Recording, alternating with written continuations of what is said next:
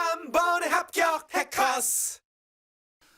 이번 시간에는 2023 지방직 정보보호론 진행하도록 할게요.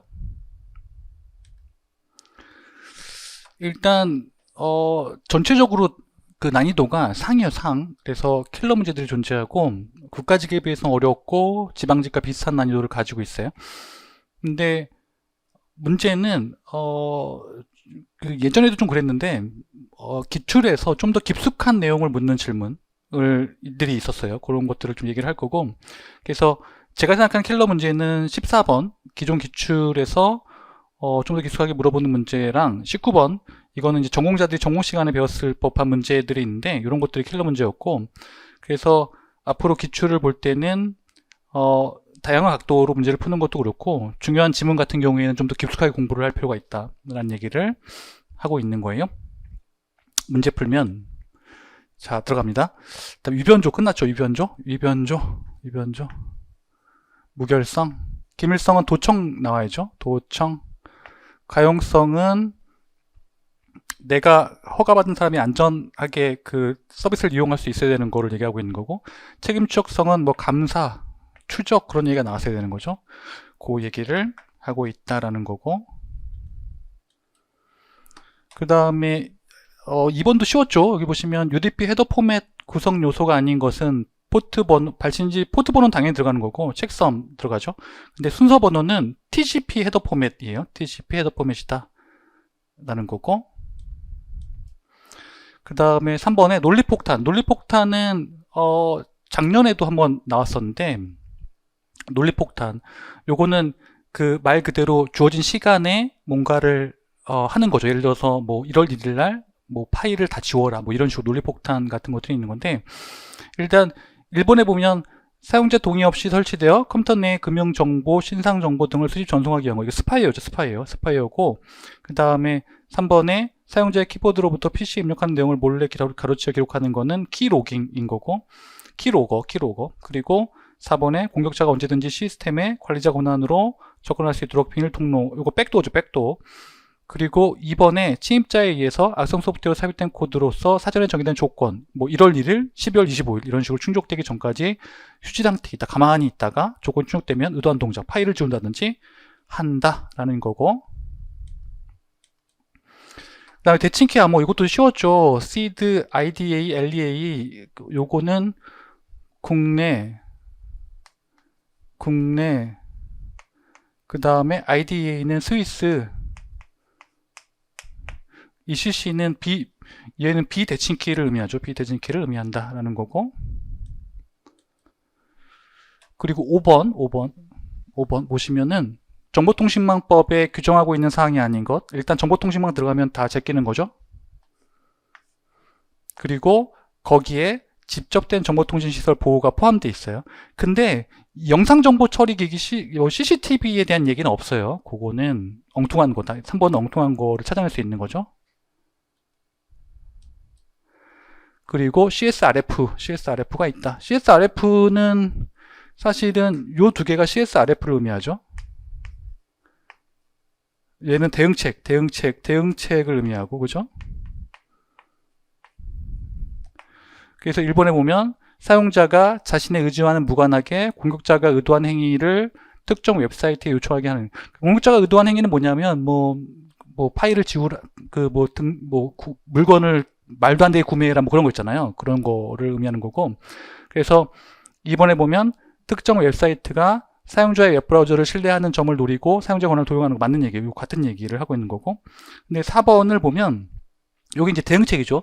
웹 애플리케이션의 요청 내에 세션별 사용자별로 구별 가능한 이메일 토큰을 추가하도록 해가지고 서버가 정상적인 요청과 비정상적인 요청을 판별하는 방법으로 공격에 대응할 수 있다. 요거 대응 방법인 거고, 그 다음에 3번이 어떻게냐면 사용자에게 전달된 데이터의 악성 스크립트가 사용자 브라우저에서 실행되면서 해킹을 하는 것으로, 이 악성 스크립트는 공격자가 웹 서버에 구현된 애플리케이션의 취약점을 이용하여 서버 측 또는 URL에 미리 삽입해 놓은 것이다. 요거는 크로스 사이트 스크립팅이죠.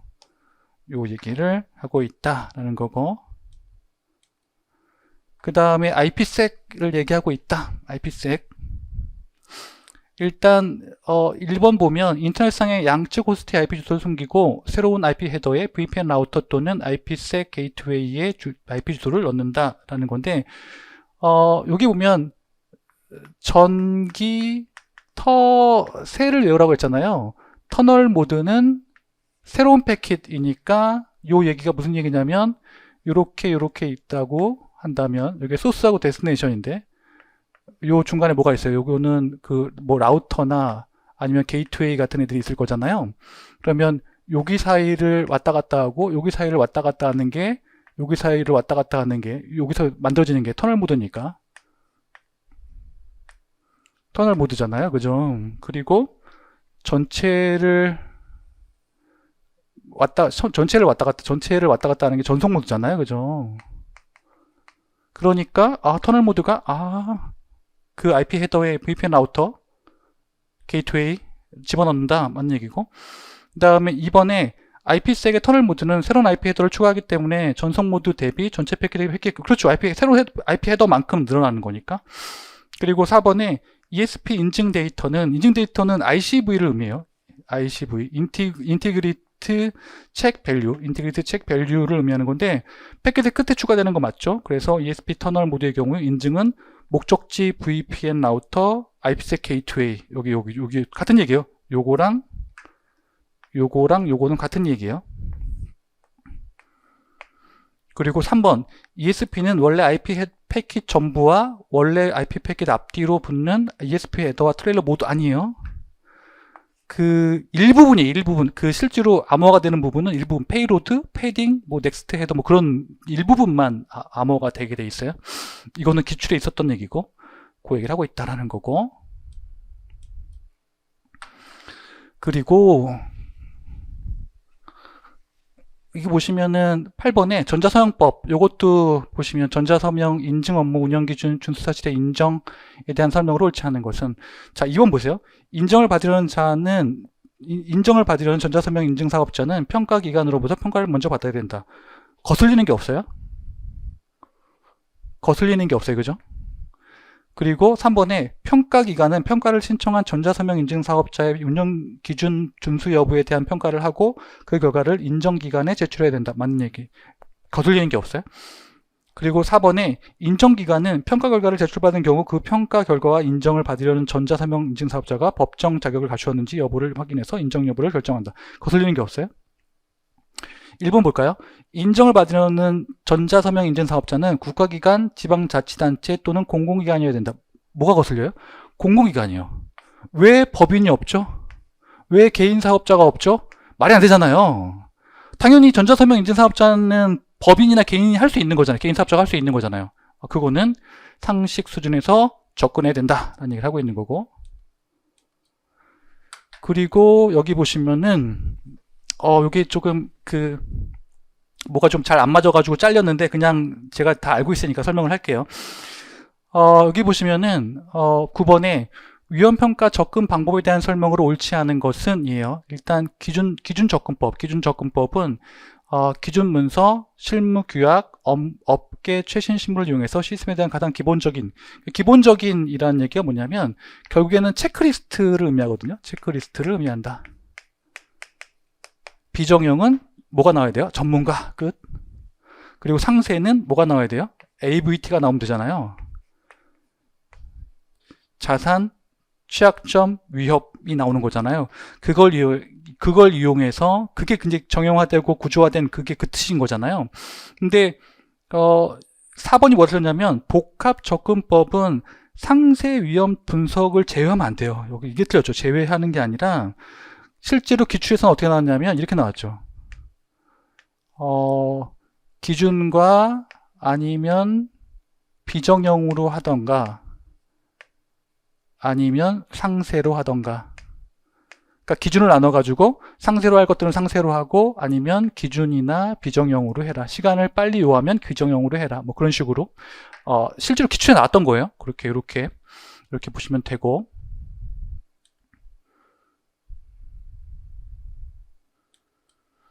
그 다음에 10번에 보시면 ISMSP에서 세 영역 중에 관리체계 수립 및 운영에 포함되지 않는 것, 여기 보면은 관리체계 빼고 위험관리 포함되어 있죠. 정책, 조직, 자산관리는 어디에 있어요? 보호대책 요구사항에 있어요. 보호대책 요구사항에 존재하는 거다. 일반적인 문제였고, 그리고 OTP 토큰에 속하는 인증 유형이 뭐냐? 일단 정적은 뭐냐면 정적 생체는 지문, 동적 생체는 걸음걸이, 그리고 알고 있는 것, 뭐 핀 번호라든지 아니면 패스워드 같은 거죠. 가지고 있는 것은 OTP 토큰이다 라는 거죠. 12번에 보시면 서비스 거부 공격에 해당하는 걸 묻고 있어요. 이번에 공격 대상에게 실제 DNS 서버보다 빨리 응답하는 거는 DNS 스푸핑이죠. DNS 스푸핑. 그리고 3번에 랜상에서 서버 클라이언트 IP 주소에 대한 맥 주소를 위조해서 ARP 스푸핑. 그리고 4번에 네트워크 계층에서 공격 시스템을 네트워크에 존재하는 또 다른 라우터라고 속임으로써 ICMP 리다이렉트. 다 스푸핑 관련된 거죠. 요거는 발신자 IP와 목적자 IP를 갖게 하는 거는 랜더 어택. 대표적인 도스 공격 중에, 서비스 거부 공격 중에 하나인 거죠. 그리고 보시면은, 자, 요것도 거슬리는 거 찾으시면 돼요. 정보통신망법에서 제48조에 살펴보면 침해 사고의 원인 분석이 있어요. 그죠? 거기 보시면은 1번에 정보통신 서비스 제공자 등 정보통신망을 운영하는 자는 침해 사고가 발생하면 침해 사고의 원인을 분석하고 그 결과에 따라 피해 확산 방지를 위해서 사고 등 복구 재발 방지에 필요한 조치를 취하여야 한다. 거슬리는 거 없죠? 그리고 2번에 과학기술정보통신부 장관은 정보통신 서비스 제공자의 정보통신망 침해 사고가 발생하면 그 침해 사고의 원인을 분석하고 피해 확산 방지, 사고 등 복구 재발 방지를 위한 대책을 마련하여 해당 정보통신 제공자에게 필요한 조치를 하도록 공고할 수 있다. 만약에 잘못됐다면 이 부분이 잘못됐는데 제가 봤을 땐 크게 거슬리는 게 없어요.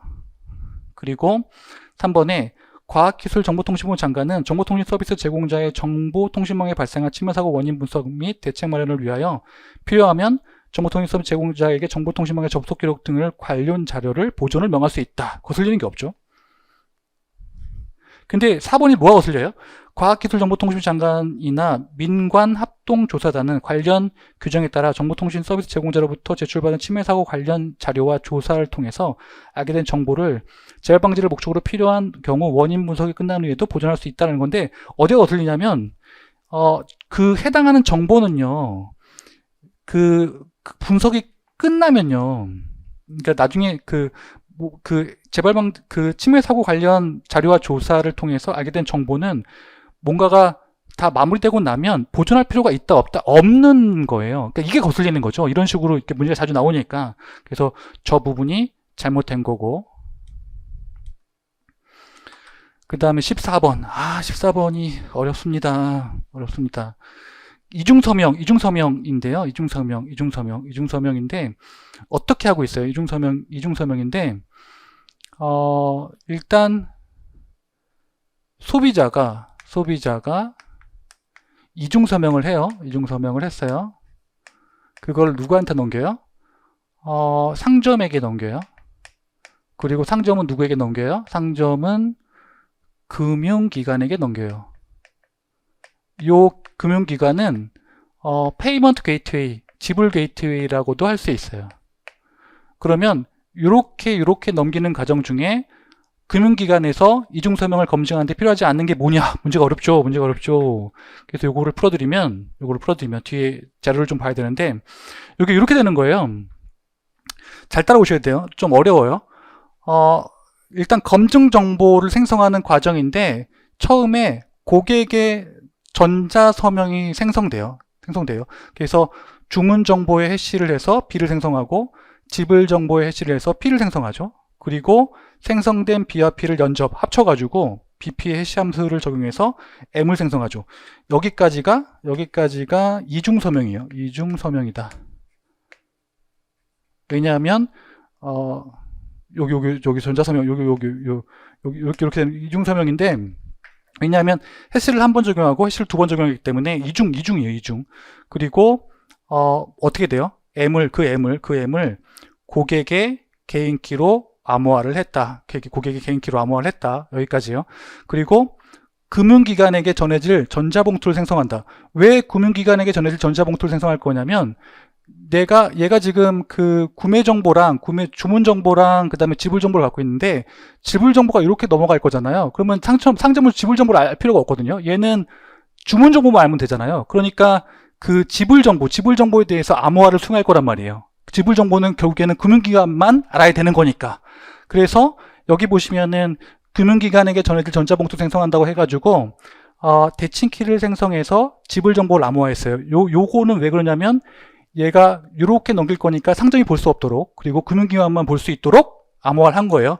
그리고 해당 대칭키를 금융기관의 공개키로 암호화해서 전자봉투를 만들었어요. 이거 하이브리드죠. 하이브리드로 했다.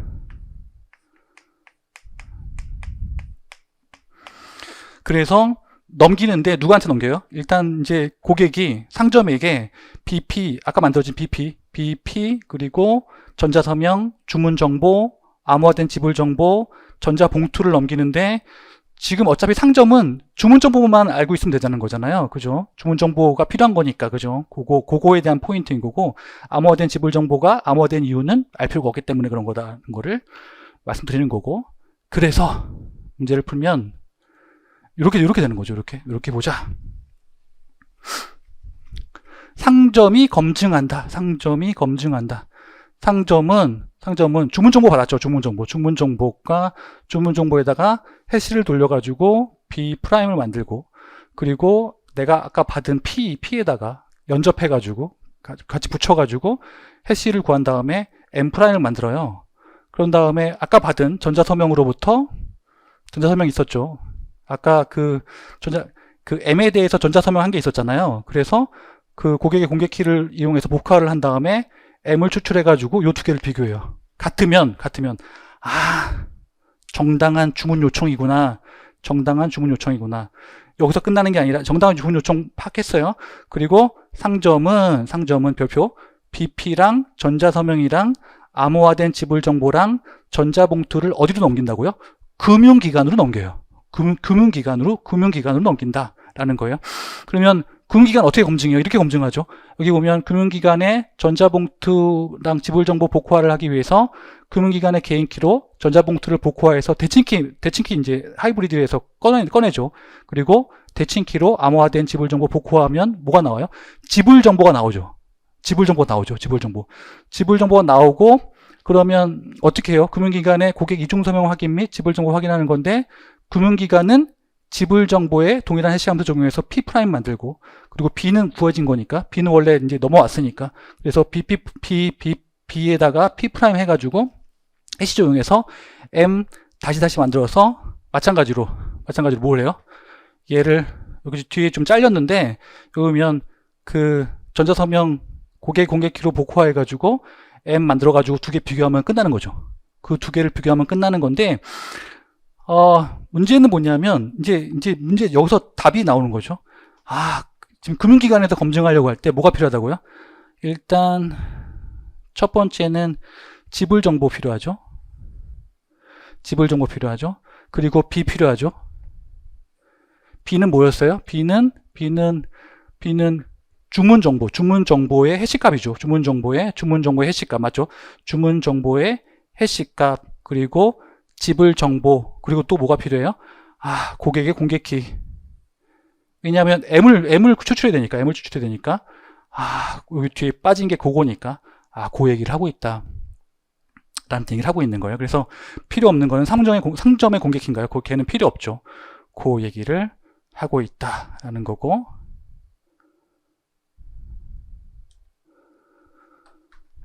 그리고 보시면은, SHA-512 알고리즘 수행 라운드 수와 처리하는 블록의 크기 보시면은, 라운드 수는 80이고, 그 다음에 블록의 크기는 1024. 이거는 기존의 기출에 있는 거죠. 그렇게 보시면 될 것 같고. 그 다음에 16번에 보면 다음 그림과 같이 암호화를 수행하는 블록 암호 운영 모드가 뭐냐라는 건데 어떻게 하고 있어요? 출력에서 뽑아서 암호화를 먼저 하는구나. OFB죠. 만약에 여기서 뽑았다면 요 암호문에서 뽑았다면 걔는 CFB가 되는 거고, CBC는 암호문에서 뽑았는데 걔를 누구랑 먼저? 평문이랑 익스클루시브 OR를 먼저 해야 되는 거예요. 평문이랑 익스클루시브 OR를 해야 된다. 이게 CBC고, 22는 1대1 관계를 갖고 있어야 되는 거고, 그 얘기를 하고 있다라는 거고.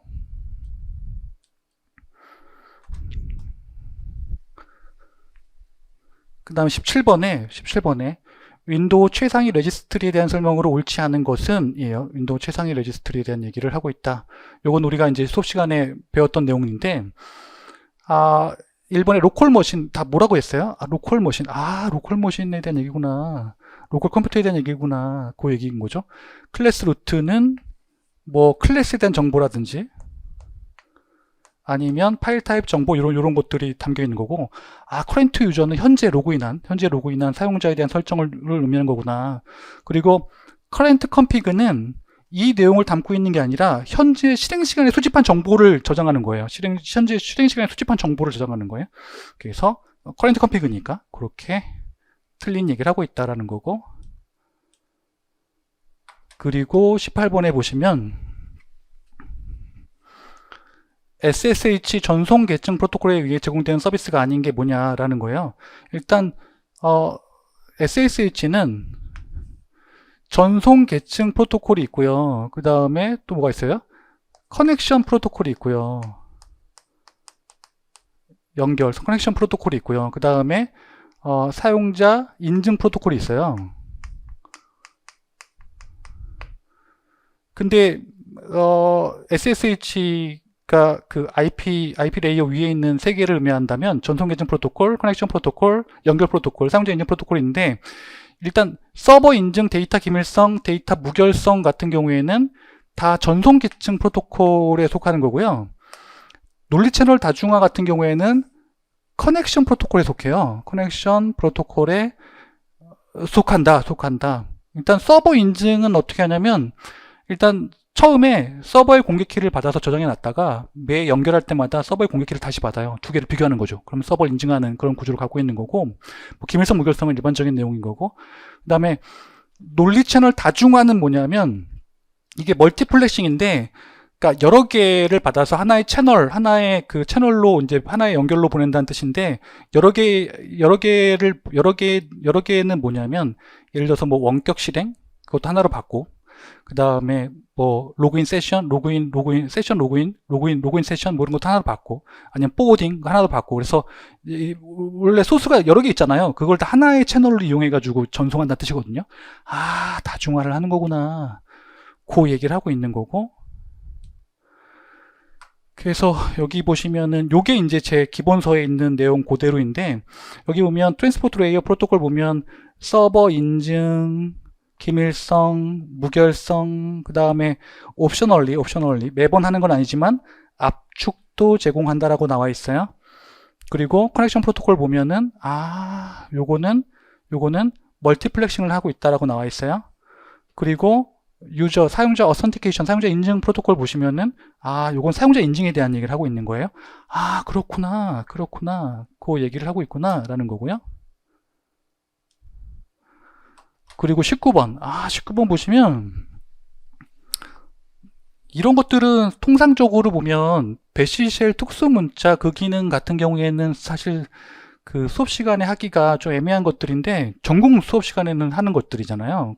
그런 것들이 있는 건데, 일단 1번에 저 표시는 홈 디렉토리 맞아요. 사용자 작업 중인 사용자의 홈 디렉토리를 나타내요. 어디에서? 배시쉘 특수문자로서.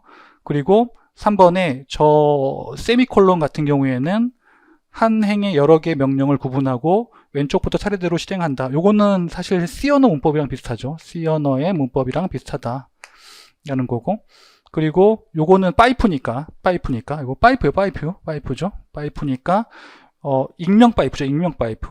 그래서 왼쪽 명령의 결과를 오른쪽 명령의 입력으로 전달한다. 요거 파이프니까 요거는 이렇게 알 수 있는 것들이에요. 근데 2번이 뭐가 틀렸냐면 문자 안에 있는 모든 쉘 특수 문자의 기능을 무시한다라는 건데, 요게 큰 따옴표가 아니라요. 작은 따옴표일 때 그래요. 작은 따옴표일 때. 그래서 함정을 좀 팠죠. 작은 따옴표일 때 그래요. 작은 따옴표일 때. 작은 따옴표가 답인 거예요.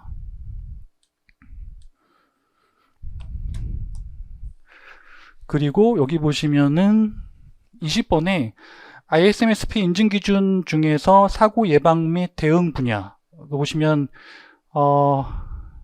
사고 예방 및 대응 분야가 있는데, 이걸 어떻게 맞출 수 있냐면 사고 예방 및 대응과 관련된 걸 적절하게 찾아내면 돼요. 근데 이 두 개가 제일 적절하잖아요. 취약점 점검 및 조치라든지, 다 외울 수가 없으니까 취약점 점검 및 조치라든지 이상행위 분석 및 모니터링 같은 경우에 사고 예방이랑 연관이 돼 있는 거잖아요. 근데 백업 및 복구 관리랑 재복구 및 시험 및 개선은 좀 이렇게 관련성이 좀 떨어지잖아요. 그죠? 그런 식으로 가져가는 거예요. 그래서 요게 어떻게 정리가 되냐면 요 표로 정리가 되는 건데, 여기 보시면은 ISMSP에서 사고 예방 및 대응 부분 보시면은, 여기 보면은 이상행위 요거 취약점 분석, 그리고 취약점 점검, 이상행위 분석 모니터링 요게 포함되어 있는 거고, 그다음에 아까 그 마지막 이거는 요거 재복구 시험, 요거 재복구 시험 및 개선은 재복구 관련된 거고, 그다음에 백업 및 복구 관리는 시스템 서비스 운영 관리랑 연관이 되어 있다라는 거예요. 그래서 이렇게 끝낼 건데, 끝내기 전에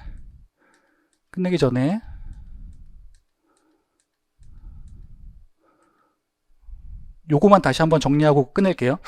요거만 다시 한번 정리하고, 그러니까 지금 보시면은 어떻게 된 거냐면 뭐가 있어요? 일단 푸시를 하세요.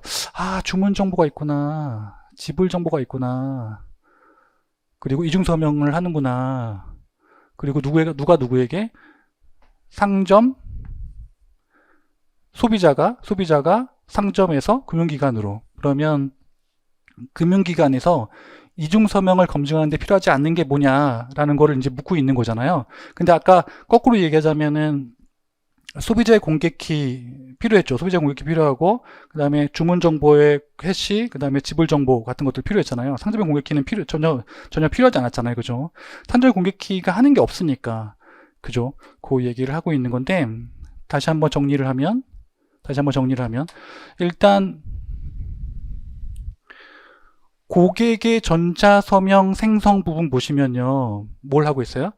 일단 주문 정보에다가 해시를 돌려서 B를 만들어내요. 그리고 주문 정보, 지불 정보에 해시를 돌려서 P를 만들어내요.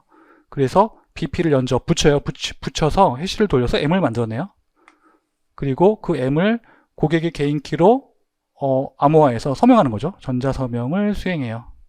그러면 이제 고객의 공개키가 필요한 거겠죠. 그러면 뭐가 필요해요? 마지막엔 뭐가 필요해서 M을 만들어내기 위해서 고객의 공개키가 필요하겠죠.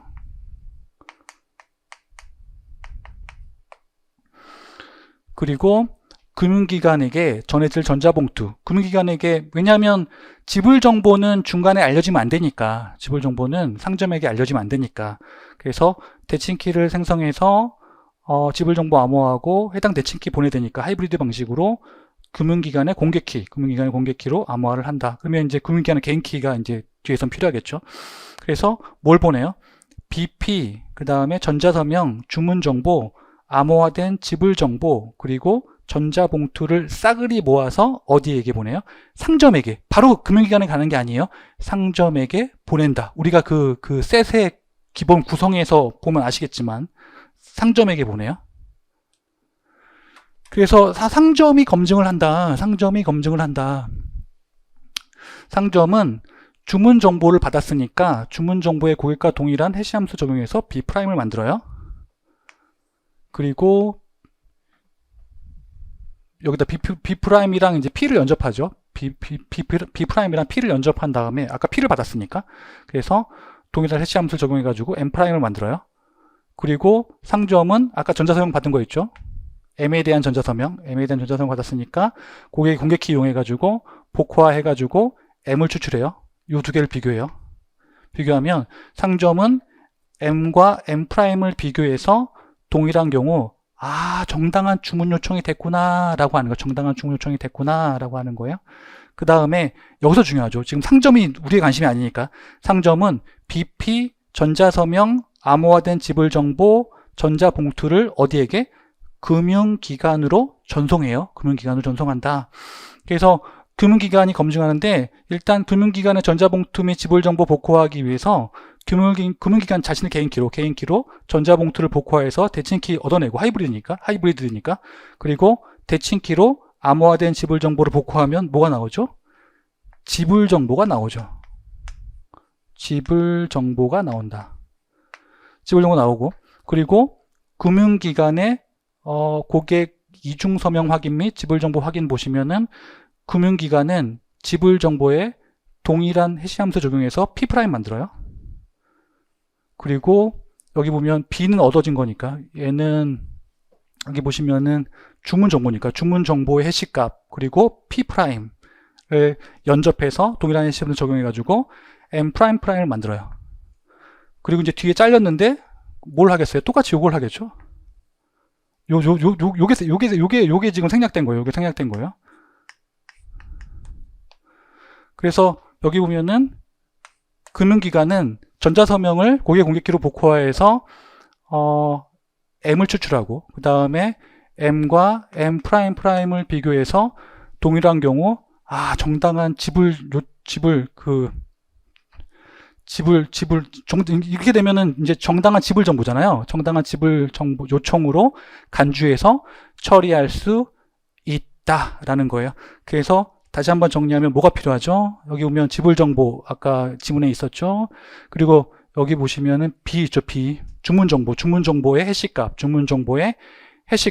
그리고 전자서명을 위해서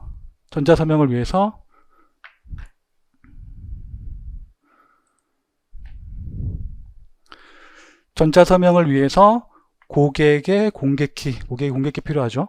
그래서 답이 상점의 공개키는 필요 없는 거가 되니까 이렇게 되는 거예요. 네, 이렇게 정리하시면 될 것 같습니다.